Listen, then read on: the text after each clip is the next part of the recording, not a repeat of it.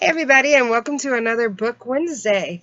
Did you guys miss me last week? I know I kind of missed doing this, but I just really couldn't talk last week. So I was like, you know what? There's no point of having people. Sorry, I just kind of ran to let my dogs out. Anyways, having people try to question what I said and rewind every 10 seconds. So I was like, you know what? I'll just take the week off. People might get upset. I'm upset.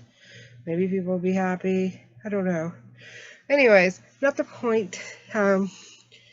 As I told you a couple weeks ago, I decided to try to start doing some themes. I may run out of ideas eventually. I do have some planned out ahead of time already. So, anyways, this week I'm going to talk about favorite series. And for every single series, I'm going to put their links, at least to Goodreads. Yeah, just Goodreads, in the description.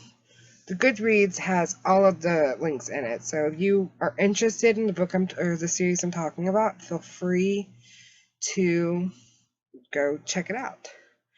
So anyways, without any more further explanation, I'll go ahead and talk about my favorite series of all times. Top 10, no specific order. Number 1 would be the Vampire Academy series by Richelle Mead. My sister was like really on me about reading these. She's like, you really need to read it. You really need to give it a chance. You like this series, you're gonna like this series. And I didn't take her seriously. It took me forever after she recommended it to even pick up the book, and I found it at a grocery store while I was shopping. So I was like, you know what? Why not? So I picked it up and I read it, and the next thing I know, I'm mad because I didn't have the rest of the series, and I went out of my way to continue getting the rest of the series until I read them all, and I loved them. I fell in love with the characters. I fell in love with the storyline. I related so much to Rose that it just wasn't funny. Like, it was like, I feel like characters you can to fully relate to, even if they're not the main character, makes you sink into the book better, and it makes you like feel just like, connected. For those of you who have not read the Vampire Academy series, it's about this girl who has this best friend who like she's a damper, which is half Maury, half human. Maury is a human vampire, and they have all kinds of Maury, and some of them are royal, some of them are what you would call commoners. And then there are the Strigoi. And the Strigoi are Maury who have decided they want immortality instead of just a normal life. So they get that way by either killing somebody or another Strigoi turns them. So the Dampers are created to protect the Mauries. And because, well, they reproduce with humans. Dampers can't reproduce with each other, but with other Mauries they can, and they just create other Dampers. Anyways, that's the point. The main character is a Damper, and she is a protector of this, not only a Maury girl, but she's a Maury royal who is the only kind left of her family, or kin, whatever. She's the only one left in her family. So obviously, the status of her is very important, and getting her with the right people so she can carry on her line is very important because, well, she's the last of her family. Everybody else died in a car accident. But anyways, the whole series is about those two girls and a lot of adventures that go along their ways. I'm trying not to give too much away because I know how it is for spoilers. I'm not even fazed by spoilers anyways. I will read a book anyways. That's how much I get spoiled. Anyways, number 2 is House of Night by PC and Kristin Cass. Now, a lot of people will be like, oh no, that series went on too long. Ugh, I don't see how you can even like that series. I didn't even finish that series. Blah, blah, blah. I disagree completely with that, but I also understand that everybody has their own opinions on things. I personally really love the series, and I really did read them from one to the end. I even read the novellas. I read the first couple or handful of books more than once, and I will probably read it again. Again, Zoe is a character you can relate to, but like the best way I can describe House of Night, and actually this can actually go into Vampire Academy too. Best way I can describe those two is that it's like Harry Potter meets Twilight, but 10 times better. I'm not really a huge Twilight fan. I don't hate it, but I didn't go gaga over it. Zoe gets marked as a vampire, which is spelled with a Y instead of an I. And she is sent to the House of Night, which is a vampire finishing school. And there, she either completes the change in 4 years or she rejects the change and dies. And it's just all about her 4 years in the school, or, well, at least 2 years, I think. Anyways, it's all about the drama surrounding the school and good versus evil. Like I said, I really enjoyed it, and I keep hearing rumors that they're gonna make a movie out of it, but I haven't seen anything, so I'm just gonna assume that they're just rumors. Number 3 is literal Leigh series, and the best way I can describe this is Stephanie Plum meets paranormal. And anybody who read the Stephanie Plum series by Janet Evanovich is probably going to realize what I'm talking about. But anyways, this girl finds this desk. She has her heart broken because one of her favorite characters of all time died. And as revenge, she gets a desk. She decides to start writing. She's going to write it in her own way. She's just going to start writing, basically a fan fiction. But the desk turns out to be a magical desk, and she turns out to be a witch. So everything she writes becomes a reality. Hence, literal Leigh. So, all of it is about the exploits that she has to go through, the misuse of the writing desk, etc. And it's just a bunch of shenanigans, a bunch of fun, and a bunch of hot guys. So, if you haven't checked that out, and it's something you'd be interested in, you should totally do it. Anyways, number 4, this is kind of a tie-in, I guess you could say, the Stephanie Plum series by Janet Evanovich. If ever you've met a person who is more klutzy than me, you have Stephanie Plum, and she's a bounty hunter. Of all professions she could be, she is a bounty hunter. And the series is literally about her life and her catching fugitives in the most clumsiest way possible, and they're all hilarious. And this is another one that has some delicious guys. I have to be honest, and I'm probably not gonna get good feedback from this one, but I've been,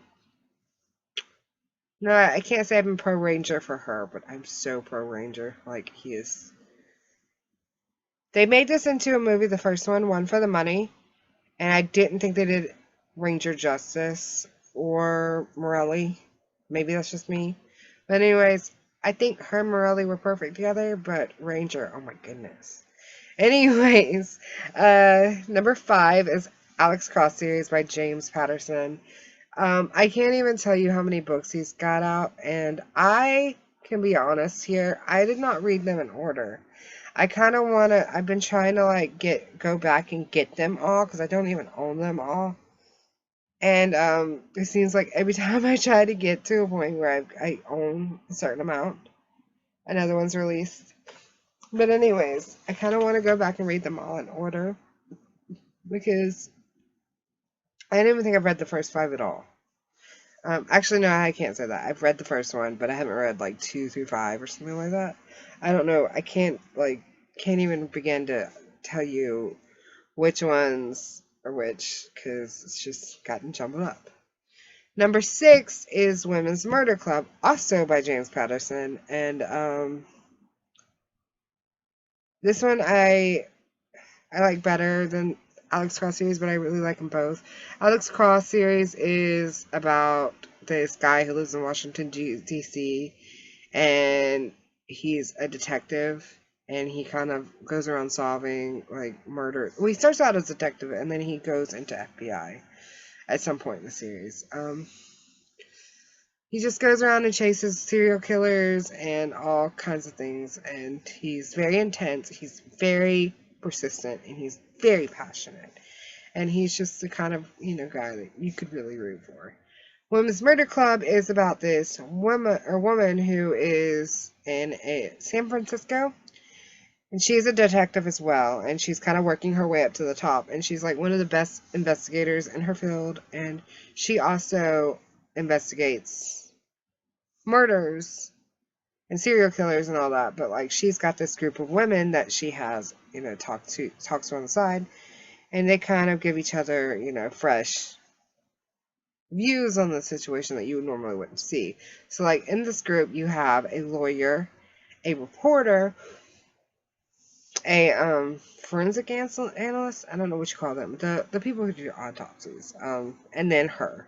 And you wouldn't think that any of these would get along, but they become like the best of friends. And you can't help but, just love all of the characters. They're so adorable.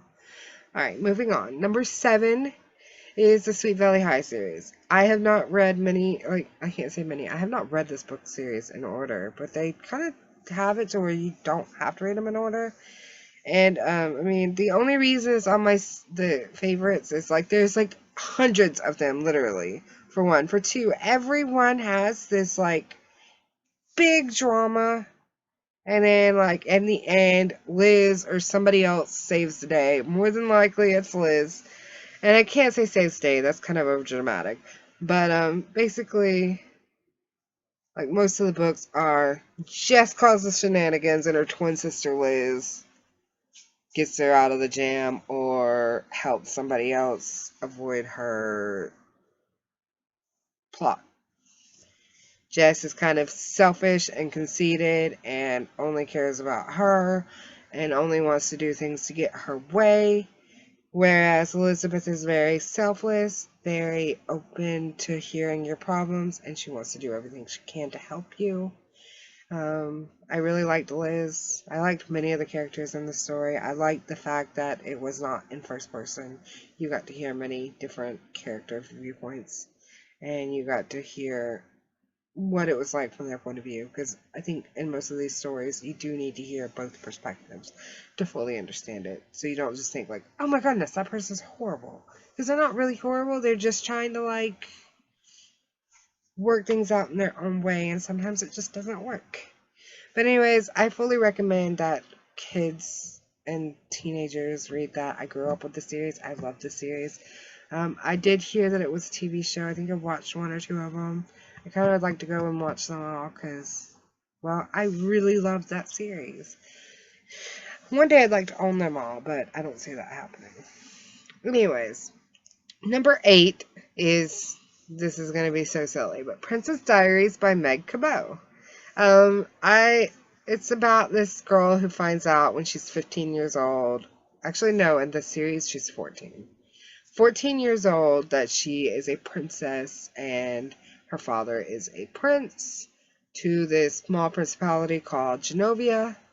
And, well, I'm pretty sure most of you know what this is about anyways because of the movies, which, I think is kind of funny because the movies are referenced in the books, but not in a positive way. They're kind of made fun of a little bit. Not in a mean way, just kind of like picking at, like, oh, it said I was this in the movie, but I'm not, clearly. But, I think the books are really cute and really adorable. I know that recently she just wrote Royal Wedding, which I think it's about Meg's, or not Meg's, but,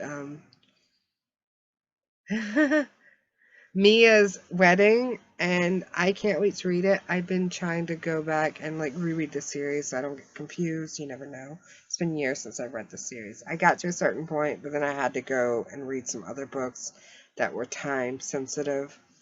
But it is one of my favorite series of all times. I adored the way she ended it. I'm kind of surprised that she did this royal wedding years later, but I guess with many writers, the characters just keep harassing you until you submit to what they want. So next is the Heather Wells series by Meg Cabot. Meg Cabot is kind of one of my favorite authors, but that's for another video. Um, this one is about a former pop singer who is now a dorm person. Like, she just kind of keeps an eye on all of the college students and makes sure that they're not getting into trouble. And she also kind of like solves little mysteries, but those are kind of like just kind of happen. It's not like a hey, let's find out what mystery we're getting into today. They just kind of fall into her lap. But this is another series which I'm kind of getting a pattern here. She did a wedding book as the last one. It's like The Bride Wore Size 12, I think it is. I have not read that book. I kind of want to go back and read the series and read the book too. It's still one of my favorite series. Supposedly this book is, the main character is about, like, based on Britney Spears, and the guy that's in it is, like, as her ex, is supposed to be Justin Timberlake. I don't know if there's any truth in this, but I don't see any resemblances.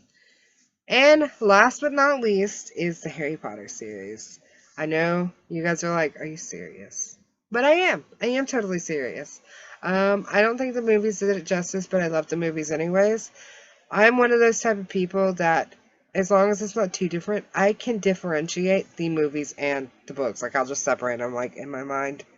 Oh, this is its own thing. I had to do that with the True Blood series. Just saying. Um,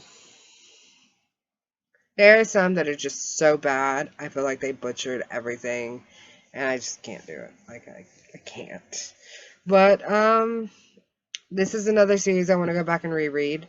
It's been a while, and I just recently got a paperback box set. Dustin's been reading it. He got to book 5, and I think he just kind of like stopped. He does not like one of the characters in the book at all. But I think everybody knows what Harry Potter is, so I don't really have to explain that. If so, the link is in the description if you need it. That is all I have. I hope you guys enjoyed. If you have any questions, please feel free to comment, and I will respond to them. But I hope you enjoyed my favorite series. Maybe next week I can be talking about my favorite characters or favorite couples. I haven't decided yet. Like I said, I have a bunch of ideas already, and just pick out one. Anyways, have a good week, and I will see you next Wednesday.